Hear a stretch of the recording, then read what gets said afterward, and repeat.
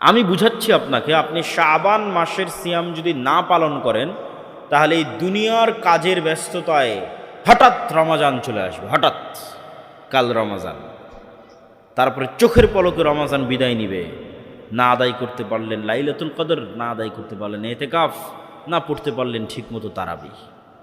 আর যে রমাজান আসতেছে তার 1 মাস পূর্ব থেকে প্রস্তুত।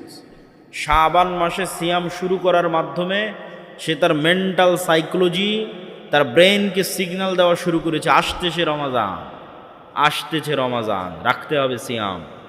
মেন্টালি প্রিপারেশন নিচ্ছে সে, তার মানসিকতা তৈরি হচ্ছে শাবান মাসের সিয়াম পালনের মাধ্যমে।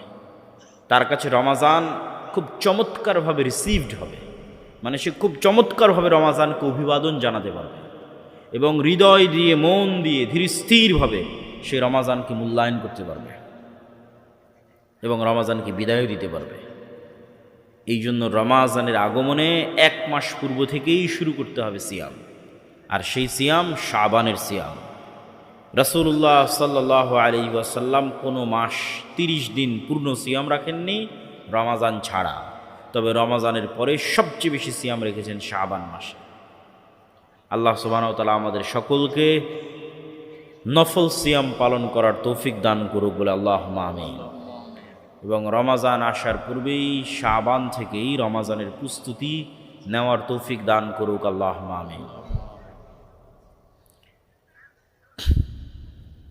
আমার আজকের সংক্ষিপ্ত আলোচনার বিষয়বস্তু নির্ধারণ করতে চেয়েছিলাম নফল সিয়াম পুরো আলোচনায়, কিন্তু আমি ধারণা করছি হয়তো শেখ আব্দুর রাজ্জাক বিন ইউসুফ এই বিষয়ে কথা বলতে পারেন। এই জন্য আমি সংক্ষিপ্ত মূল গুরুত্বপূর্ণ পয়েন্টগুলো বলে অন্য আরেকটি টপিকে আপনাদের সামনে কথা বলি।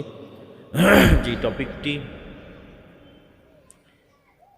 যেটি বিষয়ে এই মৌসুমে প্রায় সব জায়গাতেই কথা বলেছি, সেটি হচ্ছে মুসলিম উম্মার যে অধঃপতন, এই অধঃপতন থেকে মুক্তির উপায় কী। সামনে নির্বাচন আসতেছে, ইলেকশন আসতেছে, অনেকেই যেখানে যাবেন সেখানে মানুষ প্রশ্ন করে যে আহলে হাদিস বা সালাফি বা মুসলিম উম্মাহ, মুসলিম জাতি, তাদের করণীয় কী। প্রশ্ন যৌক্তিক, উত্তর দেওয়া কঠিন, মানুষকে বোঝানোও কঠিন,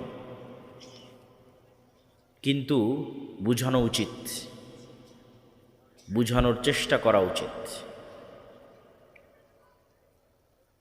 এখন যার বয়স 90 বছর, যদি বেঁচে থাকে কোনো মানুষ 90 বছরের বাংলাদেশে, তাহলে তাকে আপনি জিজ্ঞেস করতে পারেন যে তার জীবনে সে কয়টা নির্বাচন